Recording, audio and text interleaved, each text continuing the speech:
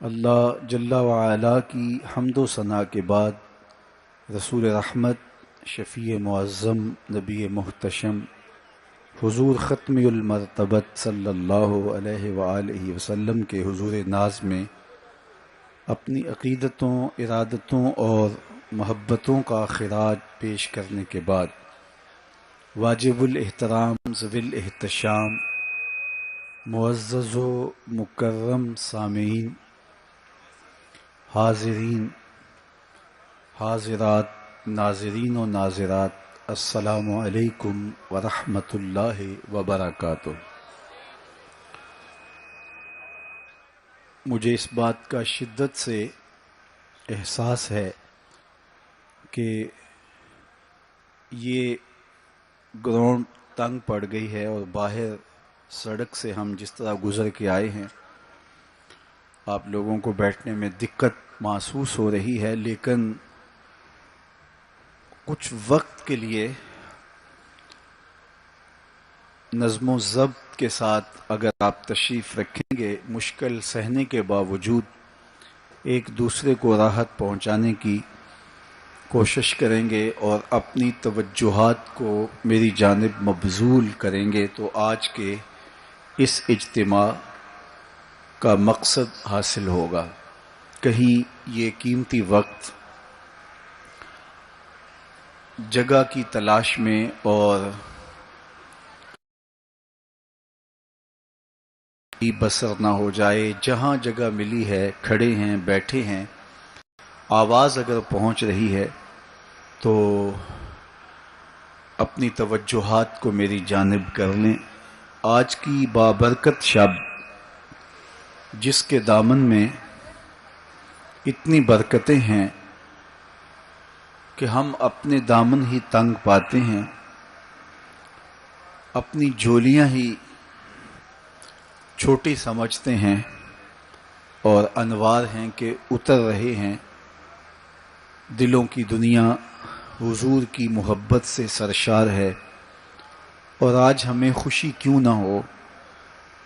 آج کی شب میرے اور آپ کے آقا و مولا وہاں تک پہنچے ہیں جہاں کسی کا خیال بھی نہیں پہنچ سکتا۔ کوئی فلک تے رہ یار گیا، کوئی جا سدرا تے ہار گیا، ایک کالیاں زلفاں والا سی جڑا عرش تو بھی لنگ پار گیا۔ اتنا عروج کائنات میں حضور علیہ السلام سے پہلے نہ کبھی کسی کو ملا، نہ حضور کے بعد کسی کو ملا۔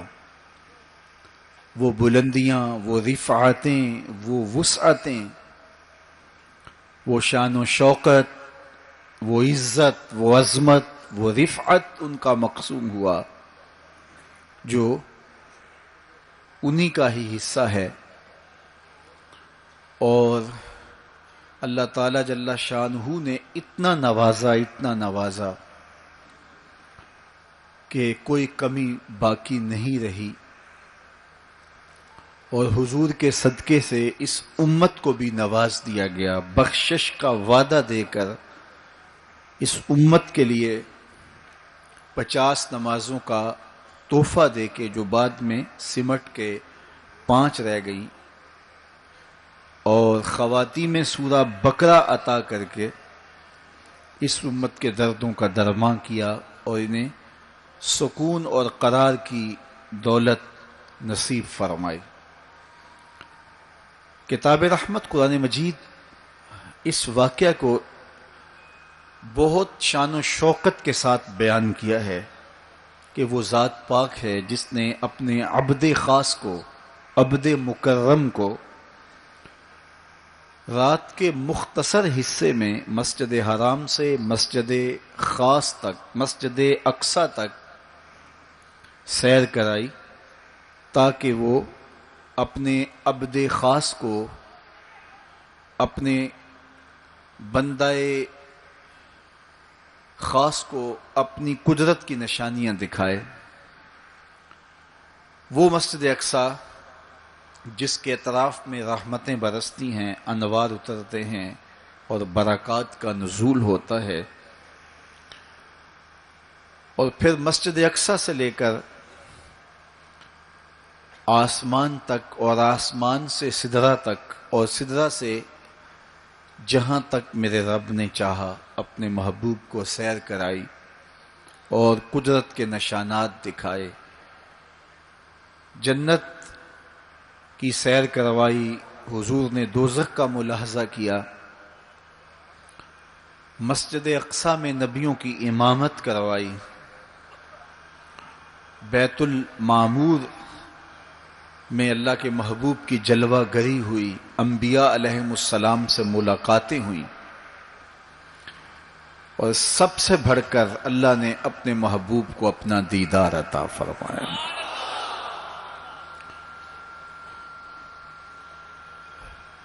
اب اس سرعت کے ساتھ، جس تیزی کے ساتھ حضور علیہ السلام تشریف لے گئے کہ رات کا مختصر حصہ تھا، قلیل وقت میں حضور گئے بھی ہیں اور آئے بھی ہیں، اور یہ ایک بہت بڑا امتحان تھا لوگوں کے لیے، کھرے اور کھوٹے کی پہچان ہونی تھی، لوگوں کے ایمان کا امتحان تھا، اور کفار نے اس پہ بہت ساری باتیں کی، اور ان کے ماننے میں یہ بھی نہیں آتا تھا کہ مسجد حرام سے مسجد اقصی تک کیسے گئے۔ ابو جہل نے گلی گلی جا کے پروپیگنڈا کیا کہ ہمارا کون سا مسجد اقصی میں آنا جانا نہیں ہے، تو 1 مہینہ جاتے ہوئے لگتا ہے، 1 مہینہ آتے ہوئے لگتا ہے، تو چھو کے بھی آنا ہو تو 2 ماہ چاہیے، اور یہ رات کے مختصر وقفے میں وہاں سے ہو کر آنے کی بات کر رہے ہیں، تو یہ کیسے ہم تسلیم کریں، یہ باتیں کیسے مان لیں؟ تو وہ مسجد حرام سے لے کے مسجد اقصی تک حضور علیہ السلام کے جانے اور آنے کو نہیں مانتے تھے، اور ماننے والوں نے کہا سر عرش بھی گئے ہیں اور واپس آئے ہیں، ہم اسے بھی مانتے ہیں۔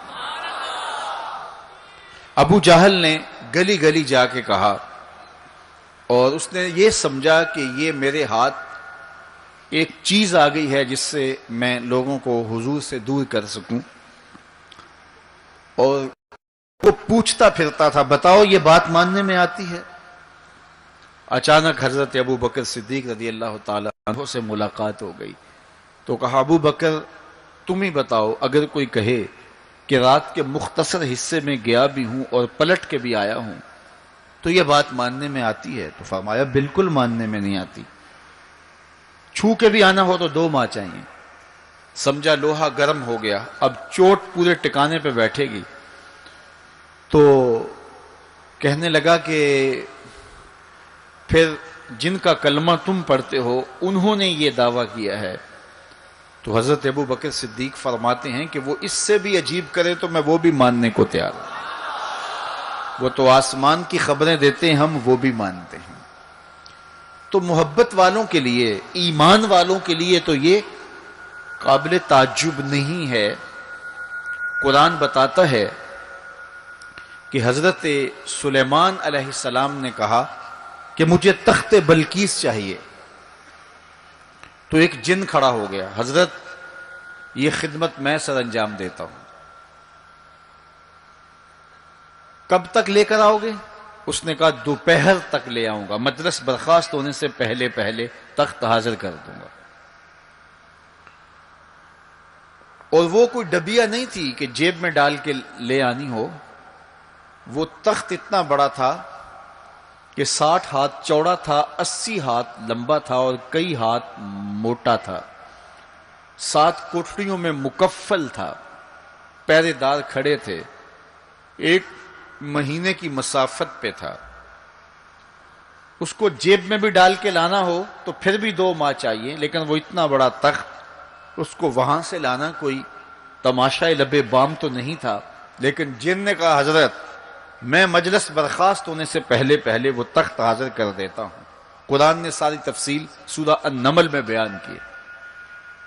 اب کتنی بڑی پیشکش تھی، لیکن حضرت سلیمان نے کہا نہیں، مجھے اس سے بھی پہلے چاہیے۔ پھر وہ اٹھا جس کے سینے میں کتاب اللہ کا علم تھا، قال الذی عنده علم من الکتاب، مفسرین نے ان کا نام آصف بن برخیہ بتایا ہے، جو حضرت سلیمان کا صحابی تھا۔ اس نے کہا حضرت میں یہ سعادت اپنے ذمے لینا چاہتا ہوں، آپ کو اگر جلدی چاہیے تو میں لے آتا ہوں۔ تو آپ نے فرمایا وہ تو دوپہر تک کا ٹائم دے رہا، بتاؤ تم کب لاؤ گے؟ تو وہ شخص جو زبور کا عالم تھا اور حضرت سلیمان علیہ السلام کا صحابی تھا، وہ بولا انا آتی کا بہی قبل ان یرتد الیک طرفک، حضور آپ آنکھ بعد میں جھپکیں گے، تخت پہلے حاضر ہوگا۔ اور حضرت سلیمان نے ابھی آنکھ جھپکی نہیں تھی، تخت سامنے پڑا ہوا تھا۔ بے ساختہ پکارا ھذا من فضل ربی، یہ میرے رب کا فضل ہے کہ جس نے میرے ماننے والے کو یہ روحانی طاقت اور توانائی نصیب کر دی۔ میں آپ سے کہتا ہوں کہ حضرت سلیمان کے امتی کی یہ شان ہے کہ 1 مہینے کی مسافت پر پڑا ہوا تخت آنکھ جھپکنے سے پہلے حاضر کر دیتا ہے، اور خود سلیمان مقتدی بن کے مسجد اقصی میں جس امام کے پیچھے کھڑے ہوں، اس امام کی شان کا عالم کیا ہوگا، ان کی رفعتوں کا عالم کیا ہوگا۔ تو یہ ایک امتحان ہے معراج، اور میرے اور آپ کے آقا و مولا کی عظمتوں کو ماننے والوں نے کہا کہ یہ بعید نہیں ہے، اللہ اپنے محبوب علیہ السلام کو جہاں چاہے جتنے وقت میں چاہے لے جا بھی سکتا ہے، اور اللہ کی دی ہوئی طاقت سے محبوب واپس پلٹ کے آ بھی سکتے ہیں۔ لوگوں نے یہ کہا کہ جسم اتنی سرعت کے ساتھ اگر محو سفر ہو تو تحلیل ہو جائے، تو میاں تخت سلیمان تحلیل نہیں ہوا، اور یہ حضرت سلیمان کے مقتدی کی تخت بلقیس جو ہے وہ تحلیل نہیں ہوا، اور یہ حضرت سلیمان کے مقتدی کی روحانی قوتوں کا کرشمہ ہے۔ تو جب ان کے مقتدی کی قوتوں کا یہ کرشمہ ہے تو ان کے امام کی طاقتوں کا عالم کیا ہوگا اور رفعتوں کا عالم کیا ہوگا۔ باقی یہ دعویٰ میرے رب کا ہے، سبحان الذی اسری بعبدہ، وہ ذات پاک ہے جس نے اپنے عبد خاص کو سیر کرائی۔ اور پھر دنیا ورطہ حیرت میں ہے کہ اتنے مختصر حصے میں، اتنے قلیل وقت میں کیسے گئے اور کیسے پلٹ کے آئے۔ اور میرے رب نے کہا کہ سن لو، یہ میرے محبوب کا سفر نہیں ہے، یہ میرے محبوب کی سیر ہے۔ سبحان الذی اسری، یہ میرے محبوب کا سفر نہیں ہے، یہ میرے محبوب کی سیر ہے۔ اور آپ جانتے ہیں سفر اور سیر میں فرق، سفر تیزی کے ساتھ کیا جاتا ہے۔ میں اب جو فاصلہ طے کر کے آیا ہوں، تو اگر میں سیر کی غرض سے یہاں آتا تو مجھے 2 گھنٹے لگتے، اور اگر میں گاڑی پہ بھی آتا تو پھر بھی مجھے کم از کم پونا گھنٹہ چاہیے تھا، لیکن میں 15-20 منٹ میں یہاں پہنچنے کی کوشش کی ہے، کیونکہ میری نگاہ میں ایک ہدف تھا کہ میں نے دیے گئے وقت کے مطابق یہاں پہنچنا ہے۔ وہ تو باہر بے تحاشا رش نہ ہوتا تو میں وقت سے 5 منٹ پہلے ہی پہنچ پاتا۔ تو میں دائیں بائیں سے بے نیاز ہو کے اپنی منزل پہ نگاہیں گاڑے ہوئے سرپٹ دوڑ رہا تھا اور یہاں تک آ پہنچا۔ لیکن سیر جو ہوتی ہے اس میں ہر منظر پہ رکا جاتا ہے، ٹھہرا جاتا ہے، کوئی نظارہ ہو تو اس سے لطف اندوز ہوا جاتا ہے۔ اب اتنی سرعت کے ساتھ گئے اور واپس پلٹ کے آئے، میرا رب کہتا ہے یہ میرے محبوب کا سفر نہیں تھا، یہ میرے محبوب کی سیر تھی۔ کیا سمجھو گے میرے محبوب کو؟ جس کی سیر تمہاری سمجھ میں نہیں آتی، اگر وہ سفر کرے تو پھر کیسے سمجھو گے؟ یہ تو ابھی سیر ہے اور تم ورطہ حیرت میں ہو، کیسے گئے کیسے آئے۔ عقل والے کہتے ہیں کہ زمین، سطح زمین سے لے کر 44 میل تک ہوا ہے، اس کے بعد کرۂ خلا ہے، پھر کرۂ زمہریر ہے، پھر کرۂ نار ہے، پھر آسمان میں خرق و التیام ممکن نہیں، جسم کا صعود ممکن نہیں ہے، آسمان میں دروازے نہیں ہیں، آسمان ٹوٹ نہیں سکتا، پھٹ نہیں سکتا، تو کیسے کوئی آسمان سے گزر سکتا ہے؟ تو کیسے چلے گئے؟ ہم کہتے ہیں کہ حضرت آدم ماں حضرت حوا کے کیسے آئے؟ یہ رکاوٹیں ان کے راستے میں بھی تو تھیں۔ حضرت عیسیٰ علیہ السلام کے بارے میں ہمارا عقیدہ ہے کہ وہ پھانسی نہیں دیے گئے، سولی نہیں چڑھائے گئے، بلکہ اللہ نے ان کو آسمان پہ اٹھا لیا۔ تو یہ رکاوٹیں تو ان کے راستے میں بھی آئی ہوں گی، تو وہ کیسے چلے گئے؟ جب حضرت عیسیٰ جا سکتے ہیں، حضرت آدم آ سکتے ہیں، تو میرا نبی جا بھی سکتا ہے، میرا نبی آ بھی سکتا ہے۔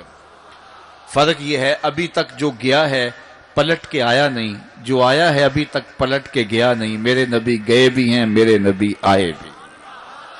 سی راز میراج محبتاں دا نہیں سی کسے دی سمجھ وچ آن والا، سدیا طالب تے گیا مطلوب ہوتے، جبرائیل سی صد لے جان والا، بازے آخ دے بن دروازیاں تو کیویں پہنچیا عرش تے جان والا، ابر عقل نو ایتھے دخل کیے جانے جان والا یا لے جان والا۔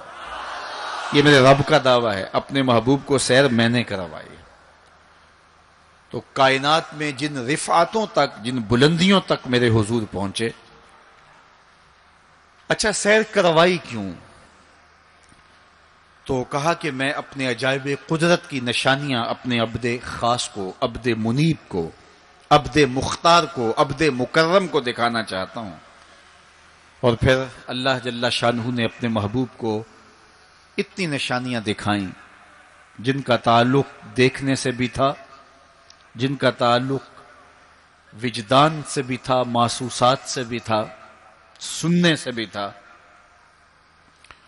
کبھی حضور علیہ الصلوۃ والسلام جنت کی خوشبو سونگھتے ہیں، نظاروں کی وادی دیکھتے ہیں، اور جنت کے محلات کو حضور ملاحظہ فرماتے ہیں، اور کبھی دوزخ کے اندر عذابوں میں مبتلا لوگوں کو حضور علیہ الصلوۃ والسلام دیکھتے ہیں، اور پھر اپنی امت کو بیان بھی فرمایا تاکہ وہ ان اعمال بد سے بچ جائیں جو جہنم میں لے جانے کا سبب اور ذریعہ ہے۔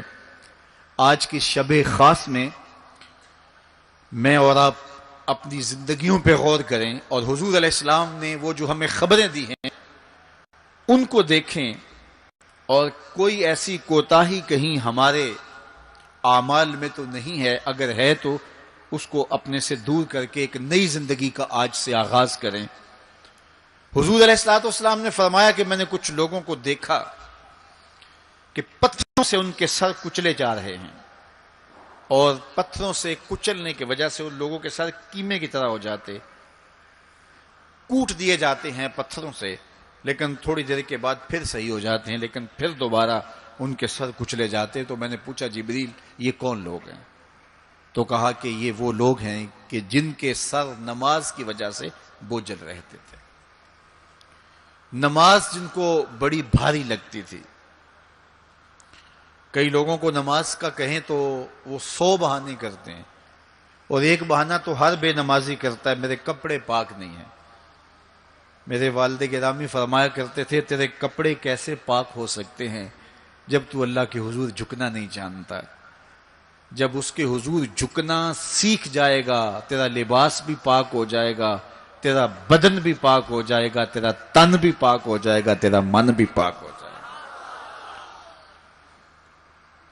تو 100 بہانے، تو ان کے سر نماز کی وجہ سے بوجھل ہو جاتے، اذان کی آواز سنتے اور پھر دوبارہ سرہانے پہ سر ڈال دیتے اور اٹھنے کی ہمت نہ پڑتی۔ حی علی الصلاۃ حی علی الفلاح کی دل فریب صدائیں کانوں میں پڑتی۔ تو ان کے سر نماز کی وجہ سے بوجھل ہوتے تھے، اور آج ان کے سر پتھروں سے کوٹے جا رہے ہیں۔ اس پورے اجتماع میں جو اس گراؤنڈ کے کناروں تک ہے اور باہر گلی میں بھی اس لاؤڈ سپیکر کے ذریعے سے، بازار میں بھی، سڑک پر بھی آوازیں پہنچ رہی ہوں گی، تو آپ سب اور میں غور کریں کہ ہماری زندگی میں کہیں نماز سے کوتاہی تو نہیں ہے، اور یہ بھی سن لیجئے کہ یہ معراج کا تحفہ خاص ہے جو حضور لے کر آئے ہیں۔ معراج کی شب جب حضور وہاں پہنچے، جب کسی کا تصور بھی نہیں پہنچ سکتا، تو اللہ نے اپنے محبوب علیہ السلام کو جو عطا کیا اس میں خواتین میں سورہ بقرہ تھی، سورہ بقرہ کی آخری آیات عطا کی گئی، امت کے ساتھ بخشش کا وعدہ کیا گیا اگر وہ شرک نہیں کرتی، اور جو سب سے اہم شے وہ یہ کہ 50 نمازوں کا تحفہ دیا گیا۔ آقا کریم علیہ السلام 50 نمازوں کا ہدیہ اور تحفہ لے کر کے واپس پلٹے۔ چھٹے آسمان پہ حضرت موسیٰ علیہ السلام سے ملاقات ہوئی اور انہوں نے کہا کہ میں بنی اسرائیل کا تجربہ رکھتا ہوں، اور امتوں کا گہرا تجربہ رکھنے کی وجہ سے میں آپ سے عرض کرتا ہوں کہ آپ اللہ کی بارگاہ میں جائیے اور نمازوں میں تخفیف کی درخواست پیش کیجئے، یہ 50 نمازیں نہیں پڑھ پائیں گے۔ تو حضرت موسیٰ علیہ السلام کے کہنے پہ حضور دوبارہ بارگاہ عزدی میں حاضر ہوئے اور عرض کی تو 5 نمازوں کی رخصت ہو گئی، 45 رہ گئی، تو واپس پلٹے تو حضرت موسیٰ علیہ السلام نے پھر کہا کہ یہ 45 بھی نہیں پڑھ سکیں گے، آپ اللہ کی بارگاہ میں دوبارہ تخفیف کی درخواست پیش کیجئے۔ تو حضور دوبارہ جاتے، پھر آئے، پھر انہوں نے کہا، 9 مرتبہ واپس بھیجا اور 50 سے 5 نمازیں رہ گئیں۔ جب 5 نمازیں لے کے حضور واپس آ رہے تھے تو حضرت موسیٰ پھر ملے اور انہوں نے ایک بار پھر کہا ایک بار اور جائیے۔ اب عادت باری کیا ہے، ہر بار درخواست کرنے سے 5 نمازوں کی رخصت ملتی ہے، اب رہ ہی 5 گئی ہیں، تو عادت باری کے مطابق اب یہ 5 بھی معاف ہو جائیں گی۔ تو حضور نے فرمایا مجھے رب سے شرم آتی، رب سے حیا آتی۔ امت سے توقع کی کہ یہ امت اتنی نکمی تو نہیں ہے کہ 5 نمازیں بھی نہ پڑھے۔ تو میرے اور آپ سے یہ ہمارے آقا و مولا کی توقع تھی کہ ہم 5 نمازیں ادا کریں، اور یہ 5 نمازیں ہمیں ثواب 50 کا ہی عطا کریں گے۔ لا تبدیل لکلمات اللہ، اللہ کی باتیں تبدیل نہیں ہوتی۔ بظاہر یہاں 9 مرتبہ تبدیلی آئی ہے، لیکن اللہ نے ایک ضابطہ دیا، من جاء بالحسنۃ فلہ عشر امثالھا، جو ایک نیکی کرے 10 کا ثواب دیتا ہوں، پڑھو گے 5 ثواب 50 کا ہی عطا کروں گا، چونکہ اللہ کی باتیں تبدیل نہیں ہوتی۔ تو یہ 5 نمازیں تحفہ معراج ہیں جو حضور لے کر کے آئے ہیں، اسی لیے الصلاۃ معراج المومنین کہا گیا کہ معراج اہل ایمان کے لیے، نماز اہل ایمان کے لیے معراج ہے۔ حضور کا معراج تو یہ کہ رخ مالک سے پردے اٹھے اور دیدار الہی کیا، اور وہاں تک پہنچے جہاں کسی کا تصور بھی نہیں پہنچ سکتا۔ لیکن اس امت کے لیے معراج یہ ہے کہ جب وہ پیشانی سجدے میں رکھ کے سبحان ربی الاعلیٰ کہتی ہے، اتنی رحمتیں برستی ہیں کہ اگر لوگوں کو پتہ چل جائے کہ ہم جب سجدے میں ہوتے ہیں تو کتنی رحمتیں برستی ہیں، تو وہ سجدے سے ساری نہ اٹھائیں، اتنی رحمتوں کا نزول ہوتا ہے۔ اس لیے اس امت کا معراج یہ ہے کہ یہ 5 گانا نماز شعار زندگی بنا لے، کبھی بھی نماز قضا نہ ہونے دے، اپنی زندگی میں نمازوں کو اس طرح شامل کرے کہ نماز کا وقت آئے تو بے چینی ہو کہ نماز کی ادائیگی ہو، اور ایک نماز کے بعد دوسری نماز کا انتظار کرنے لگ جائیں۔ میرے اور آپ کے آقا و مولا نے فرمایا مجھے تمہاری دنیا سے صرف 3 چیزیں پسند ہے، حبب الی من دنیاکم ثلاث، تمہاری دنیا سے صرف 3 چیزیں پسند ہے، خوشبو، پاکیزہ عورتیں، اور میری آنکھوں کی ٹھنڈک نماز میں رکھی گئی۔ حضور نماز کو آنکھوں کی ٹھنڈک قرار دیں، اور فرمایا بلال حبشی کو جب اذان کے لیے کہتے تو یہ فرماتے ارحنا یا بلال، بلال اٹھو اور ہمارے سینے کو راحت پہنچا دو۔ تو نماز سے حضور کے قلب کو، حضور کے سینے کو راحت پہنچتی تھی۔ میں اور آپ جتنے لوگ یہاں آئے ہیں اور جس ہجوم کے ساتھ، جس شوق کے ساتھ، جس ولولے کے ساتھ اور جس محبت کے ساتھ آئے ہیں، یقیناً آپ اور میں حضور کو راضی کرنے آئے ہیں، اپنے رب کو راضی کرنے آئے ہیں، آقا دو عالم کی رضا کے حصول کے لیے ہم آئے ہیں۔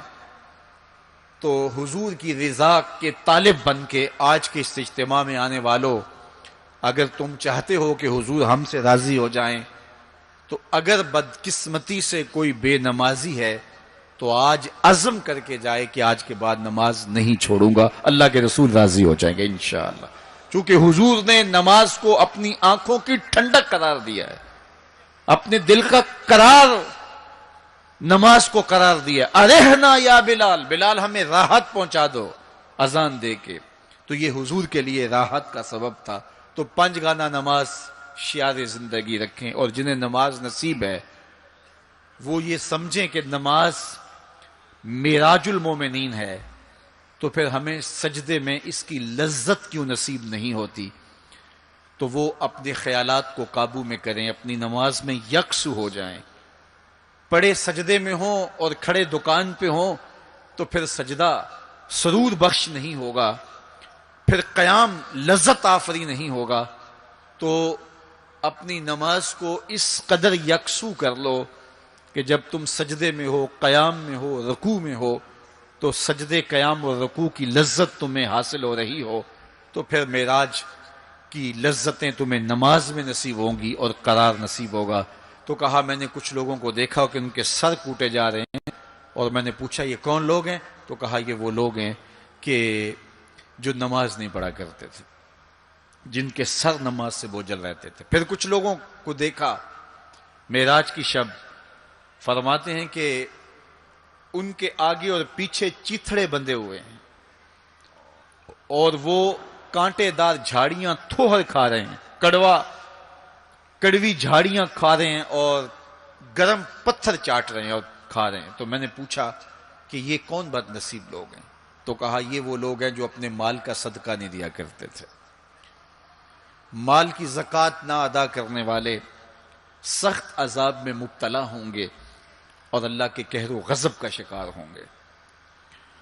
اور پھر فرمایا میں نے ایسے لوگوں کو بھی دیکھا کہ جن کے سامنے انواع و اقسام کے کھانے پڑے ہوئے ہیں، ہنڈیا کے اندر اچھے تازہ اور خوشبودار ماکولات موجود ہیں، لیکن وہ ان کو نہیں لے رہے، بلکہ بدبودار سڑا ہوا گوشت کہیں پڑا ہے اور وہ اس کو اٹھا کے کھا رہے ہیں۔ تو مجھے حیرت ہوئی، تو میں نے جبریل سے پوچھا کہ یہ کون بد نصیب لوگ ہیں کہ ان کے سامنے بھنا ہوا تازہ گوشت موجود ہے، خوشبودار گوشت موجود ہے، لیکن یہ اس بدبودار اور متعفن میں ہاتھ مار رہے ہیں۔ تو کہا یہ آپ کی امت کے وہ بد نصیب لوگ ہیں کہ جن کو پاک طاہر اور پاکیزہ بیویاں میسر تھیں، لیکن اس کے باوجود وہ ناپاک عورتوں کے بستروں پہ راتیں بسر کرتے تھے۔ دور موجود کے اندر برائی اور بدی تیزی کے ساتھ پھیلتی چلی جا رہی ہے، اور جدید ذرائع ابلاغ نے، جس میں سوشل میڈیا پیش ہے، آنکھوں سے حیا تو چھین ہی لیا ہے، خیالوں کی پاکیزگی تو چھین ہی لی ہے، عصمت کے جوہر پر اتنی تیزی سے یہ آلات حملہ آور ہیں کہ اپنی نئی نسلوں کو بچانا اور ان کی حفاظت کرنا بہت ضروری ہو گیا ہے۔ میری اور آپ کی ذمہ داری ہے کہ ہم اپنی اولادوں پر گہری نظر رکھیں اور ان کی حفاظت کریں، چونکہ اگر عصمت کا جوہر محفوظ نہ رہا تو پھر پلے کچھ بھی نہیں رہا، اگر آبرو سلامت نہیں رہی تو پھر پلے کچھ بھی نہیں رہا۔ قیامت کے دن ان لوگوں کو اس صورت کے اندر لایا جائے گا کہ وہ یہ غلیظ کھانے کھا رہے ہوں گے، اور ذلت اور رسوائی کی وہ زندگی ان کو سہنا پڑے گی، اور اللہ کے قہر و غضب کا شکار ہونا پڑے گا۔ اپنی خلوت کو اور اپنی جلوت کو پاکیزہ رکھنے کی کوشش کرو، اور اللہ کی رضا اپنا مقصود زندگی بنا لو۔ وہ آنکھ جو غیر محرم کو شہوت کی نظر سے دیکھتی ہے، قیامت کے دن جہنم کی آگ سے بھر دی جائے گی۔ اپنے خیالوں کو بھی پاکیزہ کرو، اپنی سوچوں کو بھی پاکیزہ کرو، اور اپنی زندگی کی ایک ایک ساعت کو اپنے مالک کے حضور پیش کرو، اور اللہ سے توفیق مانگو خیر کی اور برکت اور رحمت کی۔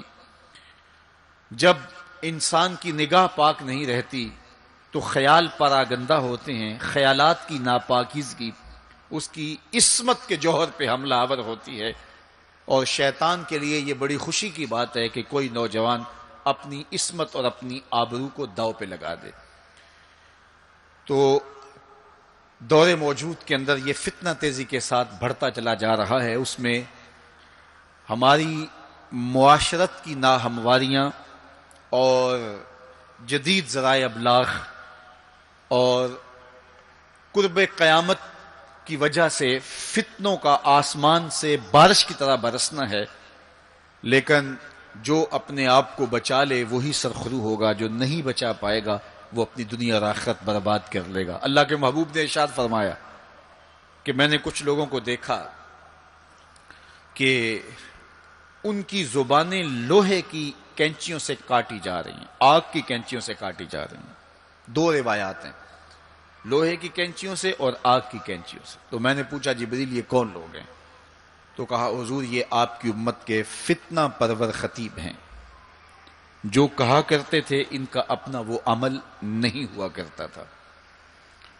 لوگوں کے اندر فتنہ اور فساد بپا کرنے والے لوگ، جن کی زبان کی تلخیاں معاشروں کے اندر تفریق پیدا کرتی ہیں، بھائی بھائی سے لڑ پڑتا ہے، میاں بیوی کے درمیان تفریق پیدا کر دیتے ہیں، نفرت کی چنگاریاں ان کی زبان اگلتی ہے، اور ان کے لہجے لوگوں کے اندر تفریق، تشدد، افتراق اور فرقہ بندیاں پیدا کرتے ہیں۔ تو ایسے لوگ قیامت کے دن ان کی زبانیں لوہے کی کینچیوں سے کاٹ دی جائیں گی، جس کی صورت اللہ کے محبوب پہلے ہی ملاحظہ فرما چکے۔ تو بدترین اس امت کے لوگ بھی علماء ہیں اور بہترین اس امت کے لوگ بھی علماء ہیں۔ فتنہ انہی سے شروع ہوتا ہے اور انہی میں پلٹتا ہے۔ ان کے پاس بیٹھنے سے خیر ملتی ہے اگر وہ خیر کی راہوں کے مسافر ہوں، اور اگر یہ طبقہ خراب ہو جائے اور شر پہ اتر آ جائے، شر پہ اتر آئے، تو پھر سب سے زیادہ شر بھی انہی کے دامن سے پھوٹتی ہے۔ ان کی زبان جب زہر اگلنے لگے اور ان کے لفظ شعلے بن جائیں تو معاشرے بسم ہو کے رہ جاتے ہیں اور معاشرے جل کے خاشاک ہو جاتے ہیں۔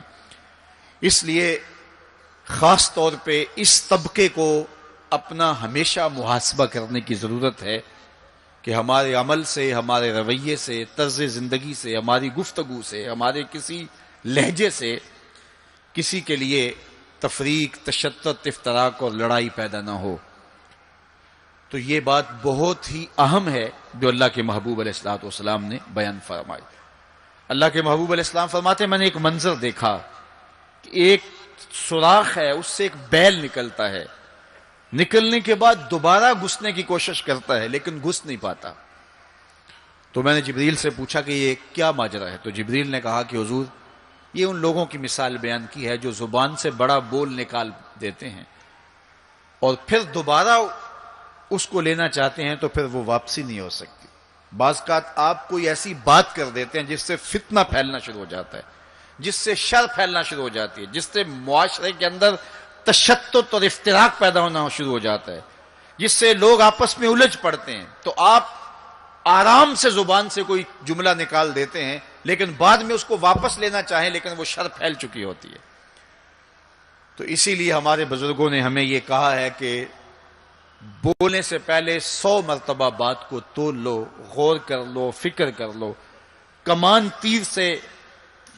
سے تیر نہ نکلا ہو، آپ کے پاس اختیار ہوتا ہے کہ جب چاہو اس کو پھینک لو، لیکن جب آپ کمان سے تیر چھوڑ چکے ہوں تو پھر آپ کا اختیار ختم ہو جاتا ہے۔ پھر وہ زخمی کرے، کسی کی موت کا سبب بنے، یا وہ تیر ضائع چلا جائے، پھر تمہارا اختیار نہیں ہوتا۔ تو بولنے سے قبل ضرور سوچو کہ میری زبان سے نکلا ہوا کوئی جملہ اس معاشرے پر کیا اثر پیدا کرے گا، اور جب زبان سے جملہ نکل گیا تو پھر آپ کے اختیار میں نہیں ہے۔ تو یہ بہت ضروری ہے۔ اس وقت ہر بندہ جو زبان میں آئے بول دیتا ہے، ہر بندے کو اس وقت بولنے کی جو لت ہے، اور آج کل تو وہ سوشل میڈیا کے اوپر جو من میں آیا تنہائی میں وہ لکھ دیا، اور لکھ کے معاشرے کے اندر لوگوں کے اندر وہ چیز وائرل کر دی، جس طرح کی تصویر چاہا ڈال دی، لیکن پھر بعد میں وہ آپ کے اختیار میں چیز نہیں رہتی ہے۔ بلکہ اب تو اتنے بخسیس اور اتنے نیچ فطرت کے لوگ بھی سوشل میڈیا پہ بیٹھے ہوئے ہیں. کسی زمانے کے اندر جو گندے مزاج کے لوگ ہوتے تھے وہ واش روم کے اندر بیٹھ کر کے چھپ کے اپنے خب سے باطن کا اظہار کرتے تھے اور واش روم کی دیواروں کے اوپر جو ان کے من میں غلاظت ہوتی وہ لکھ دیا کرتے تھے. پبلک واش رومز کے اندر ایسے مناظر آپ نے بھی دیکھے ہوں گے کہ انسانیت کا سر شرم سے جھک جاتا ہے. ایسے چھوٹی سوچ کے لوگ وہاں بیٹھ کر کے جو ہے وہ لکھ دیا کرتے تھے. اب وہی لوگ، ان کو ایک سوشل میڈیا کا پلیٹ فارم مل گیا ہے اور وہ یہاں اپنے بند کمرے میں جو چاہیں لکھ کے اس کے اوپر ڈال دیں، اور اس کی شر اور اس کا فساد اور اس کی غلاظت، اس کی گندگی کے چھینٹے کہاں کہاں تک پہنچتے ہیں ان کو اس سے غرض نہیں ہوتی. تو ایک ایک حرف جو زبان سے نکلتا ہے، تمہارے قلم سے نکلا ہوا ایک ایک جملہ، اس کا حساب ہونا ہے قیامت کے دن. ایک ایک چیز کے بارے میں پوچھا جائے گا. اور آج اگر تم سوشل میڈیا پہ کوئی بات چھوڑتے ہو یا کسی مجمع عام کے اندر کوئی بات کرتے ہو یا تنہائی کے اندر کوئی بات کرتے ہو اور پھر اس کی شر پھیلتی ہے، تو وہ شر تو پھر سفر کرتی رہے گی.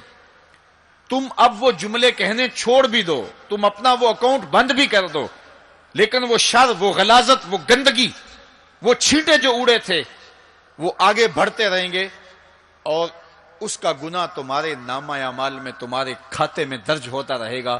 حتیٰ کہ تم مر بھی گئے تو پھر بھی تمہارے نامہ اعمال کے اندر وہ سب کچھ اترتا رہے گا. اس لیے اپنے آپ کو محتاط کرنے کی ضرورت ہے اور اپنے ایک ایک لمحے کو محفوظ کرنے کی ضرورت ہے. اپنے وقت کو قیمتی جانو. اپنی زبان کو کھولنے سے قبل 100 بار سوچو کہ جو میں لفظ کہہ رہا ہوں وہ کیا مجھے کہنا چاہیے یا نہیں. میرے اور آپ کے آقا و مولا نے فرمایا جو اللہ اور پچھلے دن پر ایمان رکھتا ہے وہ خیر کی بات کہے ورنہ چپ رہے. اس کا چپ رہنا اس کے لیے بہتر ہے، اور اگر وہ کہنا چاہتا ہے تو وہ خیر کی بات کہے. تو فرمایا میں نے وہاں بیل نکلتے ہوئے دیکھا اور پھر دوبارہ گھسنا چاہتا ہے تو گھس نہیں پاتا. تو کہا جبریل نے کہ یہ وہ بول ہے جو زبان سے نکالا جا چکا ہے، اب دوبارہ زبان میں اس کو داخل نہیں کیا جا سکتا. اور مختلف صورتیں حضور نے دیکھی. لوگوں کو عذابوں کے اندر مبتلا دیکھا، لوگوں کو تکلیفوں کے اندر مبتلا دیکھا، کسی کو خون کی نہر کے اندر غوطے کھاتے دیکھا، کسی کے پیٹ کے اندر سانپ دیکھے. اور جبریل سے پوچھا تو جبریل نے عرض کی یا رسول اللہ یہ سود خور ہے، یا رسول اللہ یہ حرام کھانے والا ہے، یہ فلاں جرم کا مرتکب شخص ہے. تو وہ صورتیں حضور علیہ السلام کو دکھائی گئی اور وہ مناظر حضور کو دکھائے گئے. اور دوسری جانب جنت میں حضور نے ان خوش نصیب لوگوں کو بھی دیکھا کہ جن کی نیکیوں کی وجہ سے وہ اللہ کی رحمتوں کے حصار میں ہیں. ایک شخص کو دیکھا جو نور عرش میں ڈوبا ہوا ہے اور وہ نور ہی نور میں ہے. اللہ اکبر. تو جبریل سے حضور نے پوچھا یہ کون شخص ہے؟ تو جبریل امین نے اس کی 3 خوبیاں بیان کی. ان میں سے ایک خوبی یہ تھی کہ وہ اپنے والدین کا فرما بردار ہے. حضور علیہ السلام نے معراج کی شب بہت نظارے دیکھے، جنت دوزخ کو مشاہدہ کیا. حضور نے انبیاء علیہ السلام سے ملاقاتیں کی. پہلے آسمان پہ حضور علیہ السلام نے حضرت آدم علیہ السلام کو دیکھا، دوسرے آسمان پہ دیگر، حتیٰ کہ 7ویں آسمان تک مختلف نبیوں کو دیکھا. اور پھر اس کے بعد حضور علیہ السلام 7 آسمانوں سے گزرتے ہوئے جب سدرۃ المنتہا پہ پہنچے تو جبریل امین نے کہا کہ حضور اب اس سے آگے میں نہیں جا سکتا. اللہ اکبر. پھر سبز نوری تخت آیا جس پہ حضور جلوہ فراز ہوئے. رف نامی اس تخت پہ حضور بیٹھے. پھر حضور وہاں تک پہنچے جہاں کسی کا خیال بھی نہیں پہنچ سکتا. خرد سے کہہ دو کہ سر جھکا لے، گماں سے گزرے گزرنے والے، یہاں خود پڑے ہیں جہد کو لالے. کوئی کیا بتائے کدھر گئے تھے، سراغ عین و متا کہاں تھا، نشان کیف و الا کہاں تھا. نہ کوئی ساتھی نہ کوئی راہی، نہ سنگ منزل نہ مرحلے تھے. کمان امکان کے جھوٹے نکتوں تم اول آخر کے پھیر میں ہو. محیط کی چال سے پوچھو کدھر سے آئے کدھر گئے تھے. کوئی حد ہے ان کے عروج کی، بلغل اولاب کمالے. حضور علیہ السلام فرماتے رأیت ربی فی احسن صورہ، اللہ اکبر. سب سے بڑی دولت جو حضور نے ملاحظہ کی، سب سے بڑا نور جو حضور نے دیکھا، سب سے بڑی قدرت کی نشانی جو حضور نے دیکھی، وہ یہ تھا کہ حضور نے سر کی آنکھوں سے اپنے رب کا دیدار کیا. نور ہی نور، اجالے ہی اجالے، روشنیاں ہی روشنیاں.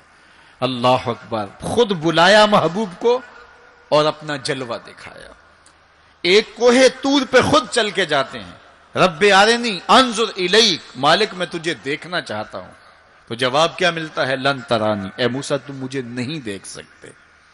اور ایک ام ہانی کے گھر لیٹے ہیں اور چادر اوڑھ کے استراحت کر رہے ہیں. جبریل جا کے حاضر ہو کے عرض گزار ہوتے ہیں، ان اللہ اشتاق الی لقائک یا رسول اللہ. محبوب آپ لیٹے ہو، آپ کا رب آپ کا دیدار کرنا چاہ رہا ہے. تبارک اللہ، شان تیری، تجھی کو زیبا ہے بے نیازی. کہیں پہ وہ جوش لن ترانی، کہیں تقاضے وصال کے تھے. ایک کوہ طور پہ خود چل کے جاتا ہے اور دیدار کی طلب کرتا ہے، مالک میں تجھے دیکھنا چاہتا ہوں. جواب کیا ملتا ہے؟ لن ترانی، اے موسیٰ تم نہیں دیکھ سکتے. پہم اسرار ہوتا ہے بار بار، یا اللہ میں تجھے دیکھنا چاہتا ہوں. علماء نے لکھا جب یہ کہہ دیا گیا تم نہیں دیکھ سکتے تو پھر تقاضا کیوں تھا؟ کہا اس لیے کہ رب کا کلام سنا تھا، اس لیے تڑپ تھی. جس کے کلام میں اتنا لطف ہے، دیدار کا مزہ کیا ہوگا. تو کہا تھا مالک میں تجھے دیکھنا چاہتا ہوں. اچھا اگر مجھے دیکھنا چاہتے، انظر الی الجبل، اس پہاڑ کو دیکھو. اگر یہ اپنی جگہ پہ کھڑا رہا تو تم مجھے دیکھ لو گے. اللہ نے اپنی رویت کو استقرار جبل کے ساتھ معلق کر دیا. علامہ سعد الدین تفتزانی علیہ رحمہ نے شرح عقائد نصفیہ میں اس پہ گفتگو کی ہے کہ ممکن کے ساتھ معلق بھی ممکن ہوتا ہے. گویا اللہ کا دیدار ممکن ہے تو اللہ تعالیٰ جل شانہ نے کہا کہ اس پہاڑ کو دیکھو، یہ اگر اپنی جگہ ٹھہرا رہا تو تم مجھے دیکھ لو گے. یہ الگ بات ہے کہ وہ پہاڑ ٹھہر نہ سکا، اللہ کے جلووں کی تاب نہ لا سکا. اللہ تعالیٰ نے اس پہاڑ پہ جب اپنی تجلی کا نزول کیا، اور وہ بھی تجلی ذاتی نہیں تھی، تجلی صفاتی، اور اس کا بھی عکس پرتو ظل اور سایہ اس پہاڑ پہ ڈالا، اور پہاڑ اس جلوے کی تاب نہیں لا سکا. طور جلنے لگا. خر موسیٰ سائے کا قرآن بتاتا ہے. حضرت موسیٰ علیہ السلام بھی بے ہوشی کی کیفیت میں زمین پر تشریف فرما ہو گئے. اللہ اکبر. اس کے بعد جب ہوش میں آئے تو حضرت موسیٰ اللہ کی بارگاہ میں عرض گزار ہے، مالک میں تیرے حضور توبہ کرتا ہوں، میں نے تقاضا ہی کیوں کیا. اللہ اکبر. جلووں کی تاب نہیں لا سکے، اور وہ تجلی ذاتی بھی نہیں تھی، تجلی صفاتی تھی، اور وہ بھی تجلی صفاتی کا عکس تھا، سایہ تھا، اور وہ بھی پہاڑ پہ پڑا. پہاڑ سے منعکس ہو کے حضرت موسیٰ علیہ السلام پہ آیا، لیکن تاب نہیں لا سکے. لیکن اللہ کے دیدار کا سرما تو آنکھوں میں لگ گیا تھا، ایک جھلک تو پڑی تھی. امام حلبی نے لکھا ہے کہ اس کے بعد حضرت موسیٰ کی نگاہوں کا عالم یہ تھا کہ کالی رات کے اندھیرے میں کالے پتھر پر کالے رنگ کی چیونٹی کو 9 فراسخ دور سے، ایک فرسخ 3 میل کا ہوتا ہے، 27 میل دور سے، تقریباً 50 کلومیٹر دور سے کالے رنگ کی چیونٹی کو کالے پتھر پر کالی رات کے اندھیرے میں چلتا ہوا دیکھ بھی لیتے تھے، اس کے قدموں کی آہٹ کو سن بھی لیتے تھے. یہ اللہ کا کلام سننے کی وجہ سے کانوں میں یہ سماعت آ گئی، اور اللہ کا دیدار کرنے کی وجہ سے آنکھوں میں یہ توانائی آ گئی کہ 50 کلومیٹر دور کالی رات کے اندھیرے میں شب دیجور کی ظلمتوں میں کالے رنگ کی چیونٹی کو چلتا ہوا دیکھتے بھی، اس کے قدموں کی سرسراہٹ کو سنتے بھی.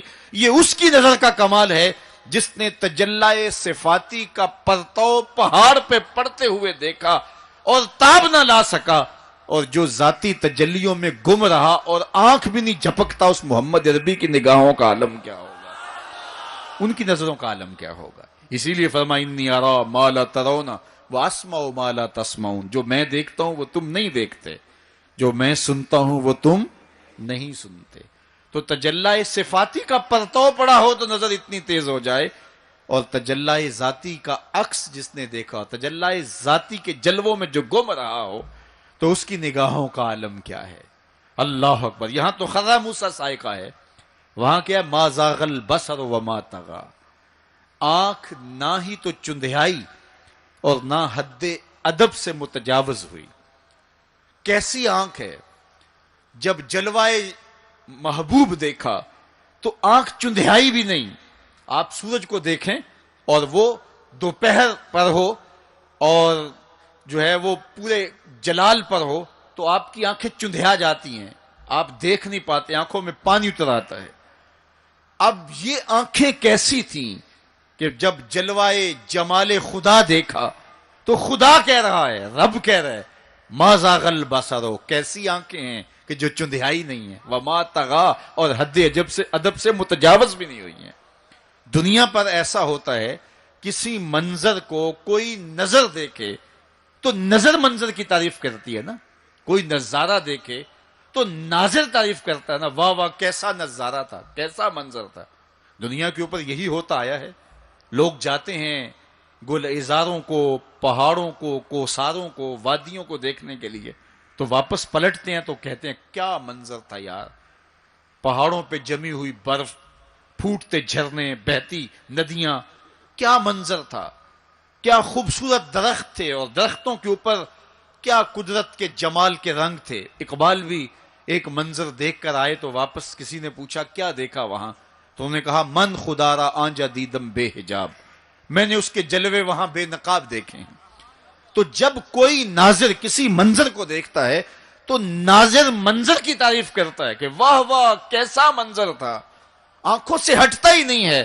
یہ پہلی مرتبہ دنیا میں ایسا ہوا کہ ناظر نے منظر کو دیکھا تو منظر کہنے لگا واہ کیسی آنکھ ہے جو نہ چندھیاتی ہے نہ حد ادب سے گزرتی ہے۔ یہ پہلی بار ایسا ہوا، ما زاغ البصر وما طغی۔ تو محبوب کریم نے، اللہ اکبر، اگر یہ کہا جائے کہ حضور کی روح نے معراج کیا تھا، یہ خواب دیکھی تھی، تو یہ آیت اس کی دلیل ہے کہ جب خواب دیکھی جاتی ہے تو یہ آنکھیں بند ہوتی ہیں۔ خواب خیال سے دیکھی جاتی ہے، وہ ایک خیال ہے جو پرواز کرتا ہے، اس کا تعلق دماغ سے ہوتا ہے، اور اگر روح کا دیکھنا ہو تو وہ روح بھی آنکھوں سے نہیں دیکھتی، ان آنکھوں سے، اس کی روح کی اپنی آنکھیں ہیں۔ تو جب آنکھوں کا ذکر کیا کہ آنکھ چندھیائی نہیں اور حد ادب گزری نہیں، تو محبوب پتا چلا کہ جو جلوہ دیکھا تھا وہ خواب میں نہیں دیکھا تھا، وہ اس آنکھ نے دیکھا تھا۔ جو جلوہ دیکھا تھا وہ آنکھ نے دیکھا تھا، اسی لیے تو بات آنکھ پہ ہو رہی ہے، ما زاغ البصر وما طغی، آنکھ چندھیائی نہیں، حد ادب سے گزری نہیں، تو معلوم ہوا کہ جو دیکھا تھا وہ آنکھ نے دیکھا ہے، اسی لیے تو آنکھ کی بات ہو رہی ہے۔ اور پھر ایک اور بات سنو، آگے قرآن کہتا ہے ما کذب الفؤاد ما رأى، جو آنکھ نے دیکھا دل نے اس کی تکذیب نہیں کی، یعنی جب آنکھ نے وہ جلوہ دیکھا تو آنکھ نے دل سے پوچھا کہ یہ وہی ہے، چونکہ دل میں تو وہ پہلے ہی رہتا تھا، دل میں تو بسیرے پہلے ہی تھے، دل میں تو پہلے ہی تھے۔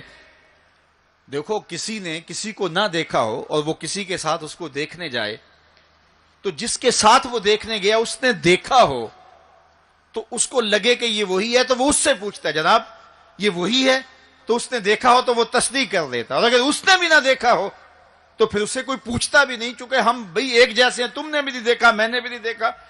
تو جب کسی نے پہلے دیکھا ہوا ہو تو پھر دوسرا اس کو پوچھتا ہے ہاں وہی ہے، اور وہ کہتا ہے ہاں ہاں وہی ہے، اور وہ یہ تب کہہ سکتا ہے کہ اس نے پہلے دیکھا ہو۔ جب جمال الہی کو نگاہ مصطفیٰ نے دیکھا تو نگاہ نے دل سے پوچھا یہ وہی ہے، یہ وہی ہے جو دل میں درد بن کے رہتا ہے، یہ وہی ہے۔ ما کذب الفؤاد ما رأى، قرآن بتاتا ہے جب آنکھ نے پوچھا نا دل سے تو دل نے تکذیب نہیں کی، دل نے کہا ہاں یہ وہی ہے۔ اب یہاں ایک جملہ کہتا ہوں اور میری تقریر یہاں اختتام کو بھی پہنچ جائے گی، تو یہ آپ کے لیے کافی قوی غذا ہوگی اور روح کو سرشار رکھے گی، اور وہ یہ کہ جو دل میں رہتا ہو وہ آنکھوں کے سامنے آئے، اسے تو معراج کہتے ہیں۔ جو دل میں بستا ہو وہ آنکھوں کے سامنے آ جائے، اسے ہی تو معراج کہتے ہیں۔ اس لیے دل نے تو پہلے ہی دیکھا تھا، دل میں تو وہ پہلے ہی رہتا تھا، آج شب جو ہے وہ آنکھ نے دیکھا تو آنکھ جو ہے وہ تڑپ کے دل سے پوچھتی ہے وہی ہے۔ اللہ اکبر، تو پھر آنکھ نے جب پوچھا تو دل نے ما کذب الفؤاد، دل نے تکذیب نہیں کی بلکہ دل نے تصدیق کی۔ اللہ اکبر۔ آپ قرآن پوچھئے، قرآن کہتا ہے افتمارونہ علی ما یری، تم بحث کر رہے ہو، لڑ رہے ہو، الجھ رہے ہو آپس میں اس پر کہ جو اس نے دیکھا، تم دیکھنے پہ الجھ رہے ہو۔ وَلَقَدْ رَآهُ نَزْلَةً أُخْرَى، جو پھر اس نے 2 بار دیکھا۔ تم ایک بار کی بات کر رہے ہو، اس نے 2 بار دیکھا۔ اللہ اکبر۔ ما کذب الفؤاد ما رأى۔ آنکھ کیسی ہے؟ حد ادب سے آگے نہیں گزرتی، چندیاتی بھی نہیں ہے، بات ساری آنکھ کی ہو رہی ہے، تو پھر بات خواب کی کہاں آ گئی؟ آنکھ کی بات ہو رہی ہے، آنکھ ہی دل سے پوچھ رہی ہے، تو بار بار آنکھ کی بات ہو رہی ہے، آنکھ نے دیکھا، آنکھ نے دیکھا۔ اچھا صرف دیکھا ہی کوئی بات نہیں ہوئی؟ اللہ اکبر۔ صرف دیکھا ہی کوئی بات نہیں ہوئی؟ قرآن سے پوچھتے ہیں، سورہ نجم اٹھاتے ہیں، فَأَوْحَى إِلَىٰ عَبْدِهِ مَا أَوْحَىٰ، کہاں باتیں بھی ہوئی تھیں۔ اللہ اکبر۔ اب ساری توجہ ادھر ہوگی، کیا بات ہوئی؟ اعلامیہ کیا جاری ہوا؟ یہ مرکزی نقطہ ہے نا، ملاقات ہوئی ہے، اب کان کھڑے ہو گئے، پھر کوئی بات بھی ہوئی، جواب آیا ہاں ہوئی۔ فَأَوْحَىٰ، ہاں بات ہوئی، فَأَوْحَىٰ إِلَىٰ عَبْدِهِ، اس نے اپنے بندے سے کوئی بات کی۔ اب سماعتیں رک گئیں، سانسیں بھی رک گئیں، اب سنیں تو صحیح کیا بات ہوئی، اب سنو کیا بات ہوئی۔ اور اس بات پہ بات ہی ختم ہے۔ کیا لفظ ہیں اور کیا قرآن کا اسلوب ہے، قرآن تو واقعی اللہ کا کلام ہے۔ پھر ذرا سنیے ذرا کیا منظر ہے، لطف کیا ہے کہ ملاقات ہوئی، ملاقات کو قرآن بیان کر رہا ہے، آنکھ جھپکی نہیں ہے، بات قرآن بتا رہا ہے، آنکھ نہ جھپکی ہے نہ حد ادب سے آگے گزری ہے۔ یہاں ایک اور بات عرض کرنا چاہوں گا، حد ادب سے آگے نہیں گزری، حد ادب سے متجاوز نہیں ہوئی، تو یہ جملہ بتاتا ہے یہ جبریل سے ملاقات کی بات نہیں بتائی جا رہی، یہ رب سے ملاقات کی بات بتائی جا رہی ہے۔ یہ حد ادب کی جو بات ہے، اس بات کو سمجھیں۔ پھر کہا، آنکھ نے پوچھا دل سے، دل نے کہا یہ وہی ہے۔ اللہ اکبر۔ آگے بڑھے، اب بات بھی کوئی ہوئی، کہا فَأَوْحَىٰ إِلَىٰ عَبْدِهِ، اس نے اپنے بندے سے کوئی بات کی تھی، کوئی وہی کہتے ہیں اشارہ سریہ خفیہ، سرگوشی جسے کہتے ہیں، کسی کے کان میں کوئی بات کرنا۔ تو کہا پھر اس نے اپنے بندے سے کوئی بات بھی کی، کان کھڑے ہو گئے، سماعتیں رک گئیں، سانسیں رک گئیں، کیا بات ہوئی؟ جواب آیا ما اوہا، تمہیں کیا لگے جو بھی ہوئی، کرنے والے نے کی، سننے والے نے سنی۔ فَأَوْحَىٰ إِلَىٰ عَبْدِهِ، اس نے اپنے عبد خاص سے پھر کوئی بات کی، کان رکے، جواب آیا ما اوہا، جو بھی ہوئی، جو بھی ہوئی کرنے والا جانے یا سننے والا جانے۔ سی راز میراج محبتاں دا، نہیں کسے دی سمجھ وچ آن والا، سدیا طالب تے گیا مطلوب ہوتے، جبرائیل سی صد لے جان والا، بازے آخدے بن دروازیاں تو کیویں پہنچیا عرش تے جان والا، ابر عقل نو ایتھے دخل کیے، جانے جان والا یا لے جان والا۔ تو کہا جو بھی بات ہوئی وہ ہوئی ضرور، اللہ اکبر، لیکن اتنا سمجھ لو جو بھی بات ہوئی اس میں گناہ گاروں کی بخشش کا پیکج ضرور تھا، اس میں گناہ گاروں کی بخشش کی کہانی ضرور ہے۔ یہ بات اچھی طرح سمجھ لو، اس لیے تم خوشیاں منا رہے ہو، اسی لیے تمہارے چہرے کھلے ہیں معراج کی شب، کہ آج کی شب رب سے محبوب نے جو بات کی ہے اس میں گناہ گاروں کی نجات کی ضمانت اپنے رب سے لی ہے۔ اللہ اکبر۔ تو وہ شان عطا کی، وہ رفعت نصیب ہوئی، وہ بلندیاں نصیب ہوئی جو کسی اور کا مقسوم نہیں ہے۔ ایک شب کا محفل معراج کیا، ساری زندگی ان کے نام پر درود پڑھتے رہیں، ان کے دین کے لیے اپنے آپ کو وقف کر دیں اور ایک ایک سانس ان کے نام کر دیں، حق کے شکر پھر بھی ادا نہ ہو، اس لیے کہ ہماری بخشش کی ضمانت اسی دہلیز سے ہوئی، اسی چوکھٹ سے ہوئی۔ یہ سارے اجالے، یہ ساری روشنیاں کائنات کے اندر جو آپ کو دکھائی دیتی ہیں، یہ آمنہ کے لال کے قدموں کا صدقہ ہے، اور یہ ساری روشنیاں حضور کے طفیل ہیں۔ انشاءاللہ العزیز شب برات کو مرکز مصطفیٰ کے اندر اسی طرح جشن ہوگا، اور یہ رات خاص طور پہ توبہ کی رات ہے، انشاءاللہ 1 بجے شب ہم دعا کرنے کی کوشش کریں گے. جس شوق و وارفتگی کے ساتھ آپ تشریف لائے ہو اسی شوق سے وہاں بھی آنا. مجھے اس بات کا پتہ ہے کہ اس وسیع اور عریض گراؤنڈ میں پچھلے سال بھی جگہ کم پڑ گئی تھی، لیکن اب ہم نے الحمدللہ مرکز مصطفیٰ کو مزید وسیع کیا ہے. 1,00,000 آدمی وہاں سہولت سے بیٹھ سکتا ہے. تو انشاءاللہ العزیز یہ 14 اور 15 شعبان کے درمیانی شب آپ کا وہاں انتظار کریں گے. اب بارگاہ رسالت مآب میں سلام پیش کیا جائے گا. سلام کے بعد دعا ہوگی. دعا عبادت کا مغز ہے، اس میں سارے لوگ شریک ہو کے جائیں. وآخر دعوانا ان الحمدللہ.